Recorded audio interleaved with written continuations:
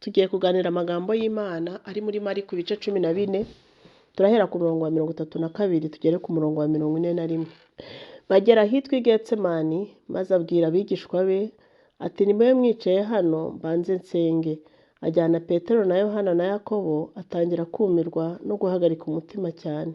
Arababwira ati umutima wanjye ufite agahinda kenshi kenda kunyica, mugume hano mube maso. Yigira imbere ho hato, yubama hasi arasenga ngo niba bishoboka icyo gihe kimurenge. Ati Aba Data, byose biragushobokera, undenze iki gikombe, ariko bye kuba uko njyeweho nshaka, ahubwo yewe uko wowe ushaka. Araza asanga basinziriye, abaza Petero ati Simoni, urasinziriye? Harya ntubashije kuba maso n'isaha imwe? Mube maso musenge mutajya mu moshya. Umutima niwo ukunze, ariko umubiri ufite intege nke. Yongera kugenda arasenga, avuga amagambo amwe n'aya mbere. Yongera kugaruka asanga basinziriye, kuko amaso yabo aremereye, ntibamenya icyo bamusubiza. Agaruka ubwa gatatu arababwira ati noneho nimusinzire muruhuke, birarangiye. Igihe kirasohoye, dore umwana w'umuntu agambaniwe mu maboko y'abanyabyaha. Nimubyuke tugende, dore ungenzi ari hafi. Amen. Nishimwe cyane. Nifuje ko tuganira aya magambo, nahaye titiri ivuga ngo tube maso, kuko ibihe biragoye. Ibihe turimo ndetse n'ibihe bije ni ibihe bigoye bidusaba kuba maso nk'abakristo.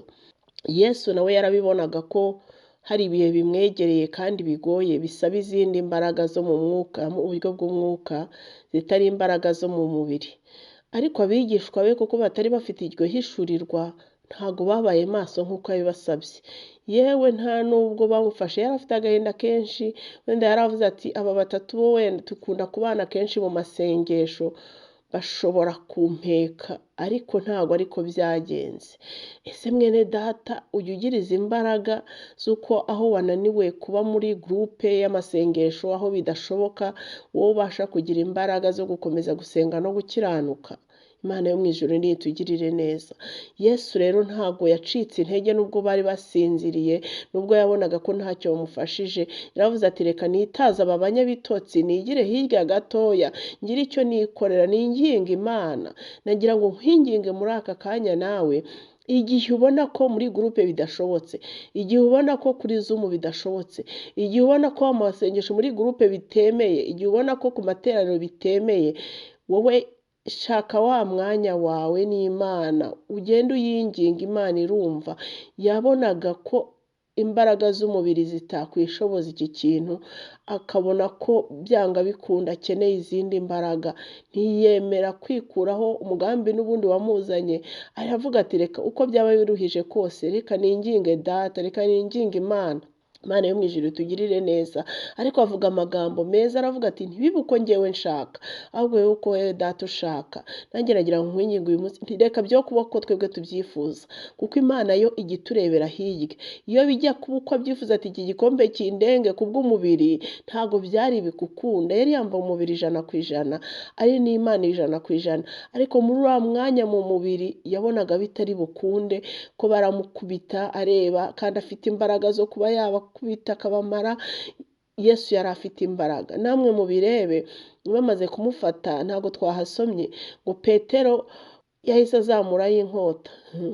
Petero we ubwo yarababwiye ngo basige ibyabo, ariko inkota yarayigendanaga. Ariko Yesu icyo mukundira, akaba azi ko anayifite, kuko yari Imana, yarabyerekwaga, yarabizi ko ayifite.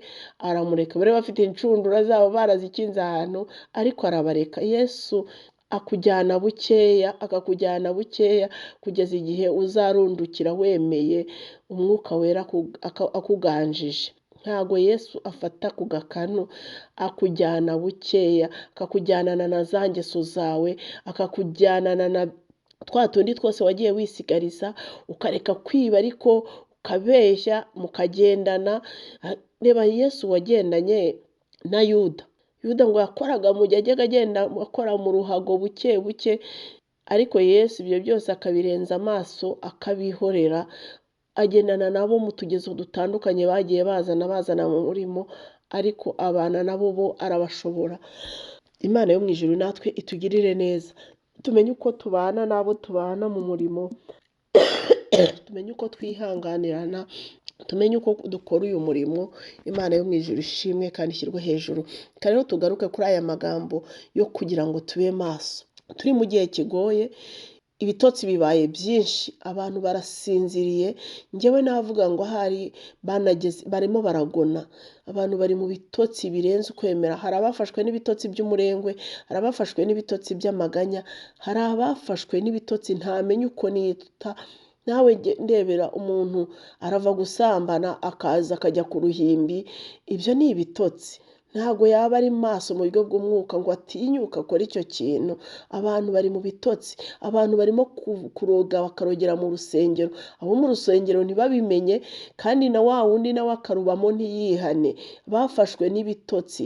Ntabwo byari bikwiriye ko aba bantu baba mu rusengero ngo bajye baroga impinja mu rusengero, baroga abakuze mu rusengero. Mu rusengero harimo abanyamwuka, mu rusengero harimo abantu berekwa, mu rusengero harimo abahanuzi.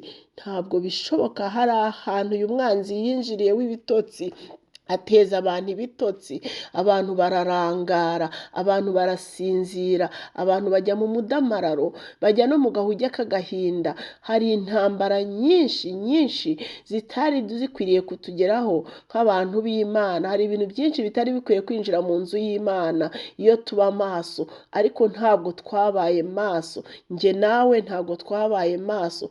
Wowe wenda wavuga uti nabaye maso, simbizi, ariko niba warabaye maso, nawe ndebera urebe ibiri mu rusengero aho usengera, urebe ibiri mu rugo rwawe, urebe ibiri mu muryango, urebe byinjiye bite, byanyuzeye. Niba twarabaye maso, izi ntambara za hato na hato zirimo ziravaye. Niba abashumba barabaye maso, barimo baracancamirana kubera iki? Mu murimo w'Imana umuntu yatanze ruswa kugira ngo ajye kuri posite runaka? Ntabwo bishoboka. Niyo mpamvu uyu murimo ni umuhamagaro, ni ibintu umuntu, ni umuhamagaro.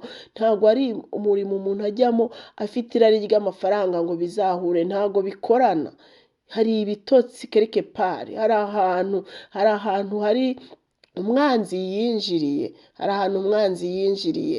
Bene data, ntabwo wambwira ukuntu umuntu agenda akareba pasiteri ejo akamutera inda, cyangwa se umuhanuzi akamutera inda, cyangwa akamusamba, cyangwa akamusaba ko basambana, ejo agasubirayo kumureba. Ni uko hari ibitotsi, hari ahantu Satani yinjiriye ashuma abantu amaso y'umwuka. Abantu barahuma, bagenda nk'abatazi iyo bareba, cyangwa se baranasinzira. Imana yo mu ijuru nitugirire neza, Imana yo mu ijuru nidutabare. Nagira ngo nkwinginge njye nawe tugerageze uko dushoboye kose mu mwanya mutoya tugire umwanya wo kujya imbere y'Imana, kugira ngo duhishurirwe rwose, kugira ngo twambare izindi mbaraga, kugira ngo ibi bitotsi bitadufata. Imana yo mu ijuru nitugirire neza. Turi mu gihe kigoye, nka cya kirengarenga Aburahamu yagezeho. Amara ngo yari yahereye mu gitondo. Aburahamu ngo ahera mu gitondo yirukana inkongoro. Aburahamu arihangana yirukana inkongoro, ariko bigeze muri cya gihe cy'ikirengarenga, nyamara inkongoro zari hafi kugenda. Ntabwo inkongoro, ibisiga murabizi ntabwo birara bigenda, ibisiga bigira amasaha bitahira. Hari ku kirengarenga, igihe cyari kigeze ngo Aburahamu aruhuke, ariko habura gatoya Aburahamu arasinzira. Byashoboka ko natwe turimo turasinzira, nyamara hari habura gatoya ngo dutabarwe, nyamara hari habura gatoya ngo twambare imbaraga. Imana yo mu ijuru nitugirire neza, Imana yo mu ijuru nidutabare. Ndagira ngo nkwibutse nanjye ubwanjye nibwira, tube maso. Ibihe biragoye kandi bije birusha ibyo turimo kuba bibi. Nta bihe byiza navuga ngo dutegereje hano imbere. Simbizi, we sinzi uko ubibona mu mwuka, ariko njyewe nta bihe byiza mbona nk'ibyigize kubaho. Imana yo mu ijuru nidutabare, Imana yo mu ijuru tugirire neza, kugira ngo tube maso. Nituba maso tuzagira ubwenge, kandi nituba maso tuzamenya icyo Imana idushakaho. Nituba maso tuzamenya uko twitwara mu gihe nk'iki ndetse n'ikizaza, tudatukije izina ry'Imana, kandi tubereye maso ubugingo bwacu, tubereye maso imiryango yacu, tubereye maso itorero ndetse n'igihugu. Imana nitugirire neza, tubere maso. igihugu cyacu kugira ngo uburinzi bw'Imana bukibeho, tube maso tugikikize amasengesho mu izina rya Yesu Kristo. Ngaho imbabazi n'ubuntu bw'Imana nibikomeze kubana namwe, ni mu izina rya Yesu Kristo umwami wacu. Ni Jeanne d'Arc kandi mwaganiraga ijambo ry'Imana. Imana yo mu ijuru ibampere umugisha.